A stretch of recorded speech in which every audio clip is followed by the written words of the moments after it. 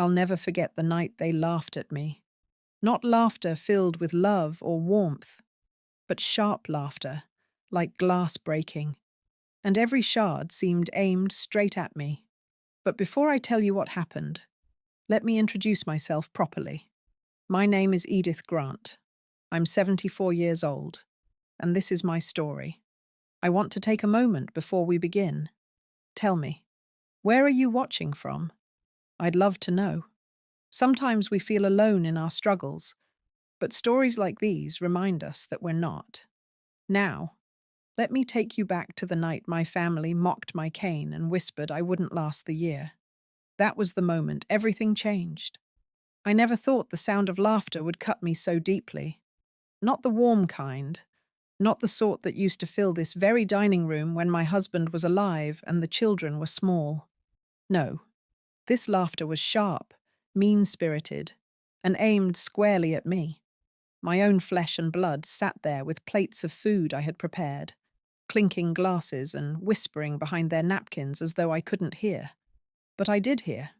"She won't last the year," my daughter-in-law muttered with a smirk, her voice carrying just enough that the others could catch it. "Look at her cane. She can barely walk across the room without wobbling."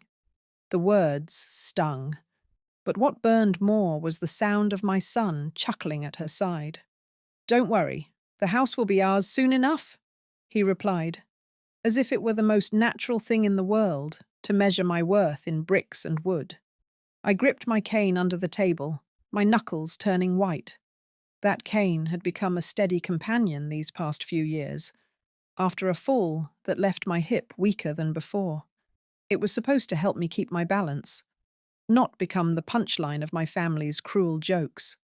Then, as if to twist the knife, my grandson, just 11 years old, impressionable and innocent not long ago, got up and began to mimic me. He bent his back, shuffled his feet, and tapped an imaginary stick against the floor. Laughter erupted around the table. His sister giggled, his mother clapped her hands and said, "See? He's just like Grandma." That was the moment my chest tightened, not from weakness, but from the realization that their poison had seeped into the next generation. My grandchildren were learning to laugh at me, not with me. I cleared my throat, hoping to bring the room back to order, to remind them that I was still here, still capable of speaking. But before I could get more than a word out, my son waved a hand dismissively. "Mum, just sit down before you fall. Don't embarrass yourself, embarrass myself." The woman who had given him life, who had stayed up countless nights when he was sick, who worked 2 jobs after his father passed, just so he and his sister could go to college. And now, in my own home, I was reduced to a nuisance. I sat back, my face calm, but my heart pounding.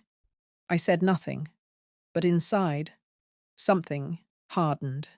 They thought I was too old, too weak, too close to the grave to matter. They thought the cane made me fragile. What they didn't realize was that every cruel word was fueling a fire I hadn't felt in years. Dinner carried on with their shallow chatter. My daughter-in-law talked about new drapes she wanted for when we redo this place. My son nodded like it was already theirs. My grandchildren asked when they could move into Grandma's room, and I just sat there, holding my fork in one hand and my cane in the other, forcing myself to chew each bite of food as though nothing was happening.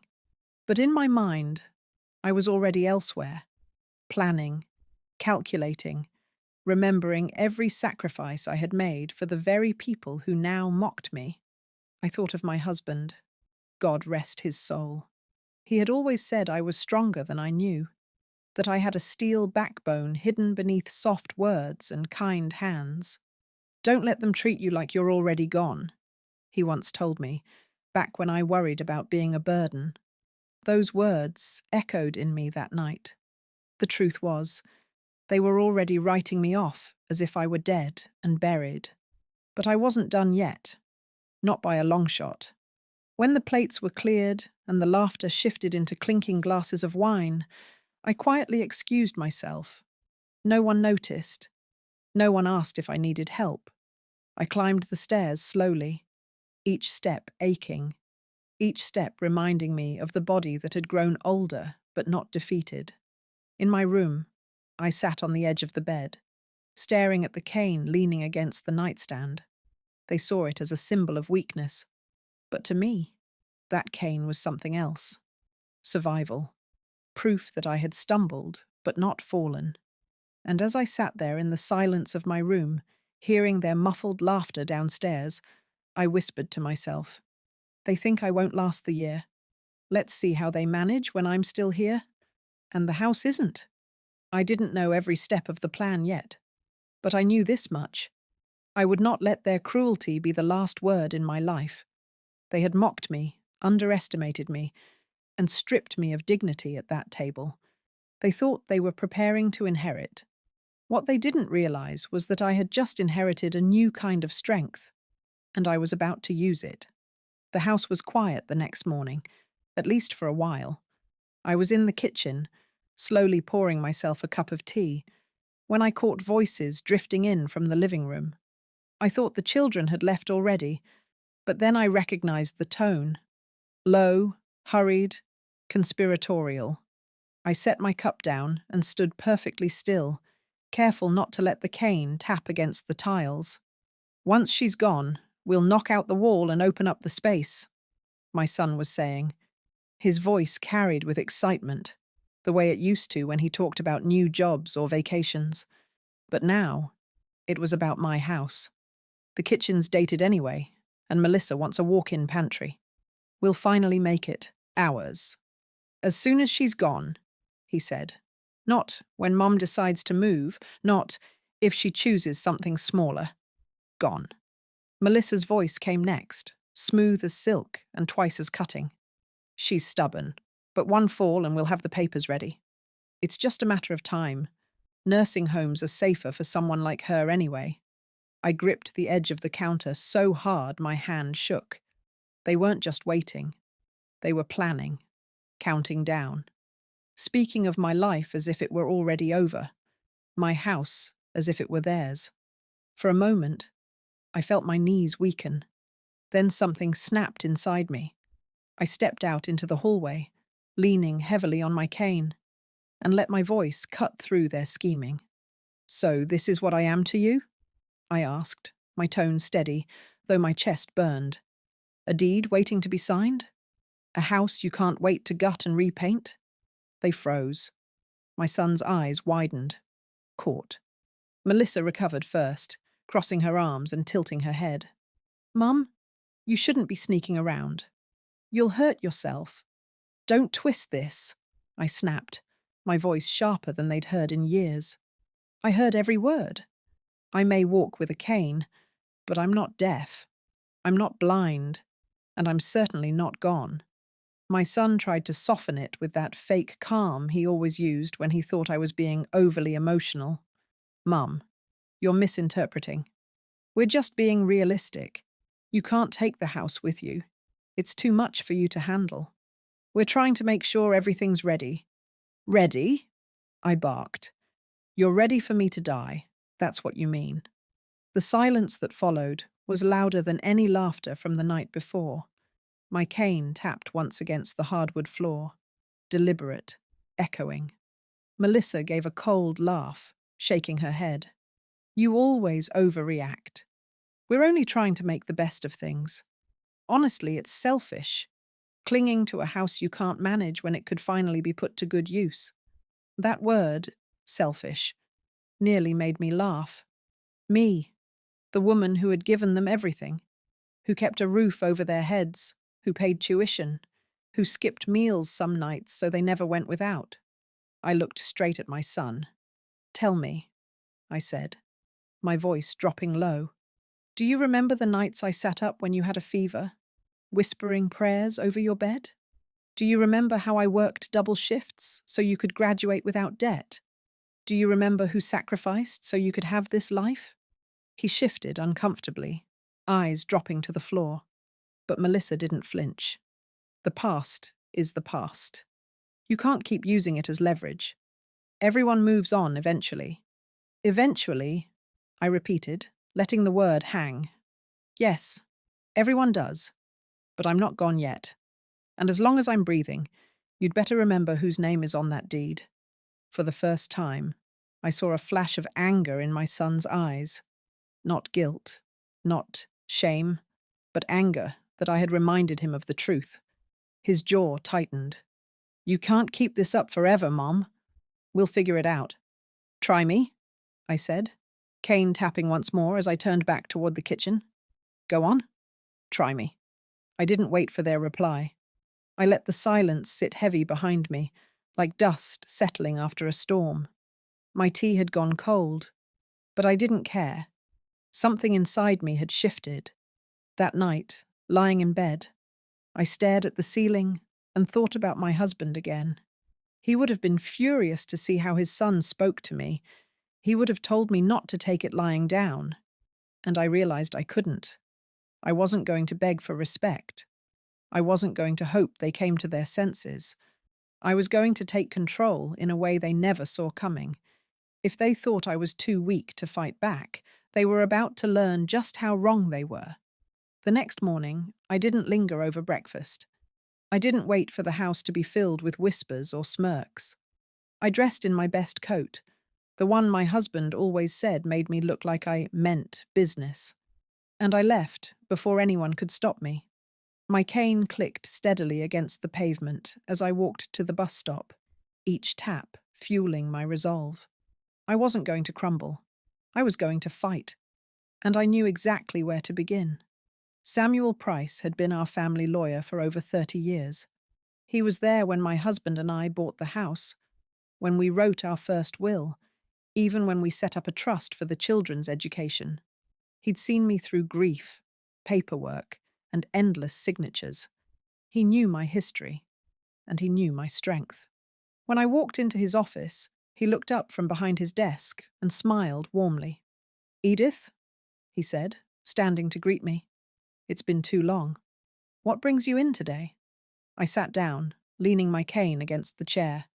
My hands trembled slightly, not from age, but from the storm inside me.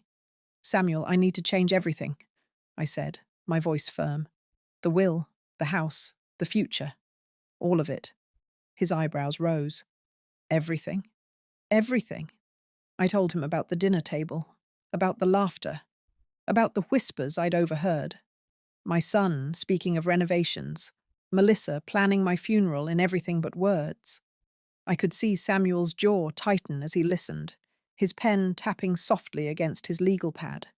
When I finished, he leaned back in his chair, eyes narrowing thoughtfully. "You've given them everything, Edith. And this is how they repay you. They think I'm already dead," I said flatly. "So let's give them a shock. I want it ironclad. Not 1 cent to them, not one heirloom, nothing." He studied me for a moment, perhaps looking for hesitation. But I met his gaze, steady. "Are you certain?" he asked finally. "Decisions like this, they can't be taken back once." "I'm certain," I cut in. "They mocked me in my own home. They spoke of my death as if it were a holiday to look forward to. I would rather see strangers inherit than leave them a dime." Samuel gave a small, almost mischievous smile. "Then we'll make it impossible for them to touch a thing." For the next 2 hours we worked, papers drafted, signatures prepared. He explained every clause, every condition. We structured it so the assets would be locked into a trust for a local charity I admired, with contingencies that no contest from family could undo. As I signed the final page, my hand steady, Samuel leaned forward. "You know," he said, "this will hit them harder than any scolding at a dinner table." I let out a bitter laugh. Good. They wanted to count down my days. Let's see how they count their pennies instead.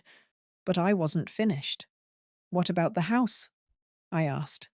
"They've already claimed it in their minds. They think it's theirs. It's still in your name," he reminded me. "You can sell it whenever you please. And if you want discretion, we can arrange the paperwork quietly. By the time they notice, it'll be too late. Too late." The words warmed me like sunlight after a storm. I nodded. Do it. Line up the papers. I want it ready within the month. Samuel leaned back, studying me with a kind of admiration I hadn't seen in years. You know, Edith, most people in your situation just accept it. They fold. They convince themselves family is family, no matter how cruel. But you, he shook his head with a smile. You still have steel in you. I always knew you did. I picked up my cane, gripping it firmly. They thought this cane made me weak. Let's show them it makes me steady. As I left his office, the sun felt brighter on my face. The anger was still there, but it was different now. Channeled, sharpened, given purpose. This wasn't just about revenge. It was about dignity, about reminding them that I wasn't a piece of furniture to be moved aside. I was still their mother, their elder, the woman who had built the foundation they now stood on. And soon, they would learn exactly how wrong they had been to mock me. The first box I packed was the hardest. It wasn't just clothes or knickknacks. It was memories. My husband's old flannel shirts, still faint with his cologne. The photo albums I'd leafed through on lonely nights. The watch he wore every day for 30 years. Scratched, worn, but priceless to me. I wrapped each item carefully, almost ceremonially, before setting them aside. The rest, furniture, dishes, decorations, all of it was just weight, and I was ready to lighten the load. As I stacked the boxes in the hallway, I heard the front door slam, heavy footsteps. Then my son's voice, sharp and demanding. What the hell is all this? I looked up calmly. I'm packing, I said. Melissa stepped in behind him, her eyes scanning the hallway like a vulture circling prey. She let out a cold laugh. Packing? For what? Finally giving in to reality? I tightened my grip on the cane. For moving. My son's face twisted. Moving? You can't just decide that without talking to us first. Talking to you? I echoed, my voice rising. This is my home. My name is on the deed. I don't need your permission to breathe, let alone to move. Melissa scoffed, stepping closer. Oh, please. Don't act like you're in control. You can barely get down the stairs without clinging to that stick. Do you think anyone's going to want this dump once you're done hobbling around it? Her words hit like a slap, but I refused to flinch. Instead, I turned and picked up my husband's watch, holding it in my palm. Not a dump. A home. And one you will never own. My son's temper flared. He jabbed a finger at the boxes. You're out of your mind, Mom. This is family property. Dad built this for us. For our future. You don't get to just take that away. Your father built this for me and him. I snapped back, my voice shaking with anger. We poured every dollar, every ounce of sweat into this place. You were children, playing in the yard while we worked to pay the mortgage. Don't you dare rewrite history. He stepped forward, his voice dropping low. If you keep this up, we'll have you declared unfit. A judge will see you can't live alone. Then this house will be ours whether you like it or not. For a moment, the threat hung in the air like poison. Melissa smirked, clearly satisfied with the blow. But then I smiled. Slow, deliberate, sharp. Try me, I said, cane tapping once against the hardwood. Go on. March me into court and tell a judge your mother is incompetent because she chooses to live her life her way. Tell them you mocked me at dinner, counted down the days until I die, and already picked out drapes for a house you don't own. Let's see how far you get. His face reddened, fury bubbling beneath the surface. Melissa tugged his arm, whispering something about not wasting energy. But before leaving, she turned back with venom in her voice. You think you're clever, Edith, but you won't last long. And when you're gone, everything will be ours anyway. I stood tall, cane steady in my hand. No, I said firmly. When I'm gone, you'll have nothing but the echo of your own cruelty. They stormed out, the door rattling in its frame behind them. I stood there for a long while, my heart pounding, my hands trembling slightly, but not from fear, from release. For the first time in years, I hadn't swallowed my words. I hadn't let them walk all over me. I had fired back, and I had seen the shock in their eyes. They weren't used to me standing my ground. As I sealed the last box, I whispered to myself, "They think I'm fading. They think I'm weak. But I'm not done yet. I've just begun." And as I looked around the house, the walls that had held laughter, sorrow, and every chapter of my life, I felt something shift. The memories would always be mine. But the house? The house was about to become theirs only in dreams. The papers came through faster than I expected. Samuel had moved things quietly, pulling every string to make sure there were no delays, no whispers of the sale before it was done. By the second week, I had a buyer lined up. A couple in their 50s, kind-eyed, respectful, the type who saw the house for what it was. A home, not a prize waiting for vultures. When I signed the final documents, Samuel slid the pen from my fingers with a look of satisfaction. "It's done," he said. "By the time they notice, the ink will be dry and the money safe." I nodded, relief washing over me. Good. Let them choke on their entitlement. That evening, as I folded the last of my clothes into a suitcase, the front door banged open. My son and Melissa stormed in like they owned the place, their faces tight with suspicion. "We heard you're selling," my son barked, tossing his keys on the table. "Is it true?" I turned slowly, cane steady, voice calm. "It's not true." He blinked, confusion flickering across his face.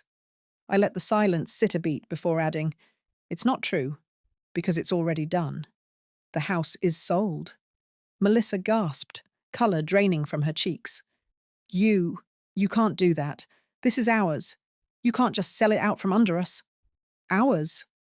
I asked, raising my brows. "Funny. I don't recall your name on a single payment slip, not one mortgage check, not one repair bill. I don't recall you holding me up when I worked 2 jobs to keep this roof over us. This was never yours. Not then. Not now. Not ever." My son's face turned red, his fists clenching at his sides. "You're losing it, Mum.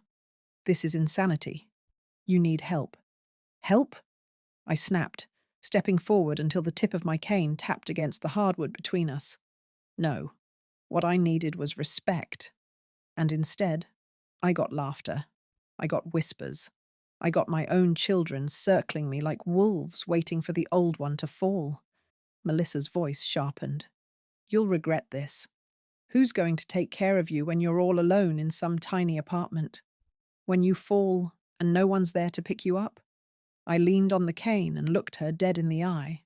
Better to fall alone with dignity than to stand surrounded by jackals. For the first time, my son looked unsettled. Not just angry, but unsettled. He opened his mouth, then closed it again. The fight drained from his posture, replaced by something uglier. Fear. Fear that he'd just lost the one thing he thought he was guaranteed. I picked up my suitcase, my coat draped neatly over it, and moved toward the door. "Mum," he called after me, his voice cracking with desperation. "You can't just walk away from family." I stopped with my hand on the doorknob. The air was thick, the silence heavy. Then I turned my head just enough for them to see my face. "Family doesn't mock the woman who gave them life," I said softly. "Family doesn't count down the days until she dies. You stopped being family the moment you chose greed over love. Now you can live with nothing but the sound of your own laughter ringing in your ears." And with that, I opened the door and stepped out.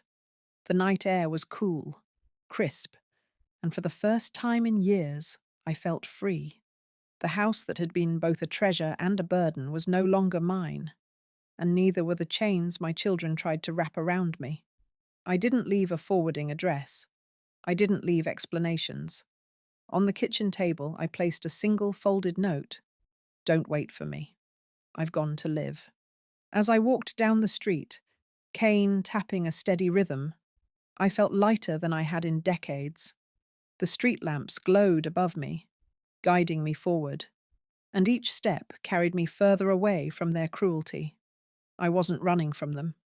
I was walking toward myself. They gathered like vultures in Samuel's office a week later. My son, his wife, even the grandchildren, all dressed up, pretending this was some solemn affair. But I knew the truth. They weren't mourning me. They were salivating. I wasn't there, of course. That was part of the beauty. I was miles away in a small coastal town, sipping tea on a porch that smelled of salt and freedom.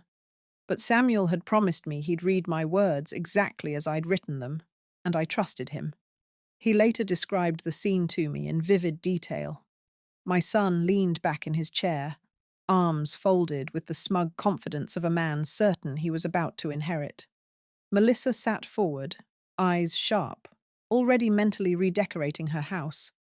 The grandchildren were restless, kicking their feet, waiting for the moment when their parents would announce what Grandma left us. Samuel cleared his throat, adjusting his glasses. Thank you all for coming.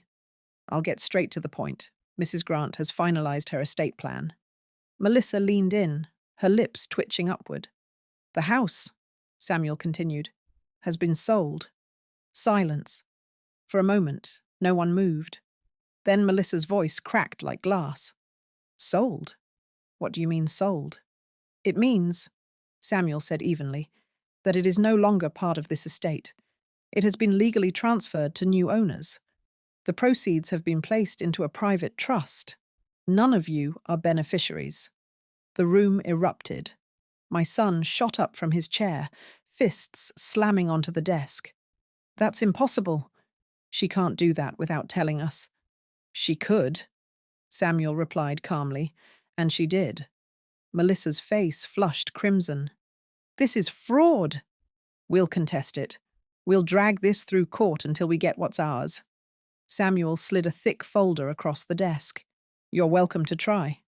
But these documents make the estate ironclad. The trust is secured, the assets transferred. There is nothing for you to contest. Then he pulled out the envelope. My letter. My voice. However, he said, your mother did leave you something. A message. He unfolded the paper slowly, letting the silence stretch until they were practically shaking with rage. And then he read, You said I wouldn't last the year. You mocked my cane, my steps, my strength. You laughed at the woman who carried you, who fed you, who sacrificed everything so you could live the life you now take for granted. You spoke of my home as if it were already yours. You forgot one thing. I am not gone. Not yet. And while I am alive, I will not be stripped of dignity by the very people who should have guarded it. Melissa shifted in her seat, her jaw tight, her nails digging into the armrest. My son muttered under his breath, his face turning pale. Samuel continued, his voice steady. You will inherit nothing. Not the house, not the savings, not the heirlooms. Those are already spoken for, placed into hands that will honor them. What you are left with is the memory of your cruelty. I hope, in the silence of this house you longed for, you hear your own laughter echoing back at you. May it keep you company, since my love no longer will. When Samuel looked up, the room was silent. Then the storm came. My son cursed, slamming his chair back. She's lost her mind. She was manipulated. Melissa shrieked, her voice shrill. We'll sue. We'll have this overturned. She can't cut out her own family. But Samuel didn't flinch. She could. And she did. The grandchildren looked bewildered, glancing from one parent to the other, realizing for the first time that Grandma's weakness had turned into power none of them expected. Samuel later told me that when they finally stormed out of his office, they left behind nothing but the bitter stench of defeat. And me? I sat hundreds of miles away, the letter I had written still fresh in my mind, a cup of tea warming my hands. I smiled. imagining their faces. Rage, shock, disbelief. For once, they weren't laughing.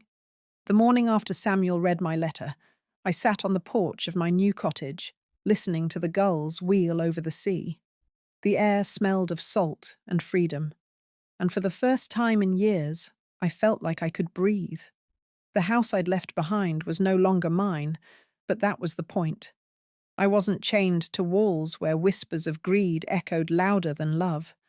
I wasn't trapped at a table where my cane was a joke instead of a symbol of survival. Here, in this little place by the coast, I was simply Edith again. Not the burden, not the old woman who won't last the year. Just myself. I joined a local garden club where no one cared if I walked slowly. I shared tea with neighbours who listened without rolling their eyes. Even my cane, once mocked, became something different, a steady rhythm against the porch boards, proof that I was still standing. I thought often of my husband. I imagined him smiling, proud that I hadn't bowed my head and accepted humiliation, proud that I'd chosen dignity over silence. To those who betrayed me, I left nothing but the echo of their cruelty. To myself, I left peace. And to you, listening now, don't ever let anyone write your ending before you do. You still hold the pen. So tell me, where are you watching from tonight? I'd love to know. Because from where I sit, with the waves rolling in and the horizon wide open, I can tell you this much. Life doesn't end when others decide it should. It begins again, the moment you decide to take it back.